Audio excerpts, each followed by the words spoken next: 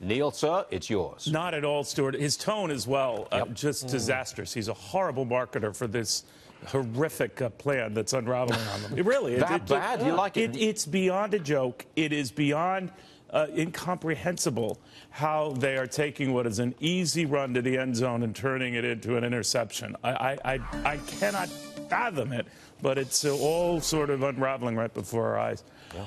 All right, on that happy note, Stuart, I will explore this in greater detail. Stuart's quite right to point out some of the comments directly that Mr. Mnuchin made, the Treasury Secretary, with our own Maria Bartiromo. But for my money, it was his generally dismissive tone about people who are going to be paying more in taxes. Just deal with it. That was essentially what he was saying to Maria, and never addressing the fact that so many of the tax cuts built into this are going to people who don't pay taxes. Now, we're not minimizing what they do pay, payroll taxes and the like.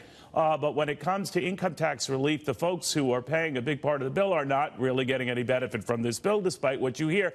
And saying that to that crowd at the Economic Club in New York, already wincing at losing some very big deductions their way, by the way, that rope in a lot of middle-class taxpayers as well, I think people are stepping back from this and concluding, you know, we've got some problems here, and we're on top of this for the next 2 hours, folks, because whether you're on the left or the right, Democrat or Republican here, there do seem to be significant differences between a House plan that's out and a Senate plan that is coming out later today. A Senate plan that will keep in place, we are told, a lot of the key over themes that you hear from the House and trying to make sure that we get some tax relief. But it might be delayed. It might come in phases. And when it comes to that corporate relief, it might not come next year at all. Now, that's sort of like a Debbie Downer for folks. But I got to tell you, I think the overall tone relayed by the Treasury Secretary with Maria said much, much more. It said that this complaining and whining, if you will, on the part of those who don't like what they see, and particularly the high-income groups who don't feel appreciated, that he had little tolerance for that. Now, you may be in that crowd as well and just say, yeah, they are whining a lot.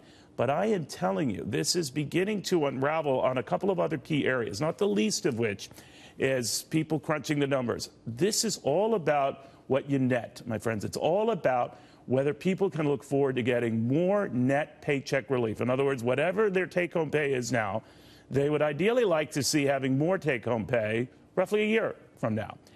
Some are going to get that. Not all. In fact, now we're getting growing indications, maybe not nearly as many as you think.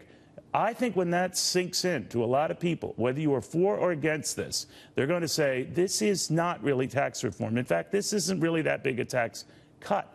This is increasingly looking like a big disappointment. Now, again, that could be an extreme interpretation, but I'm telling you, the markets aren't down 181 points right now on talk that a tax cut is going to be delayed for companies. That was well baked into the cake and well rumored and telegraphed 24 hours ago when we heard it was being kicked around. No, no, no, my friends. I think what's going on here is a dismissive attitude and a disconnect between both ends of Pennsylvania Avenue and now between the House and the Senate. Bottom line, they don't know.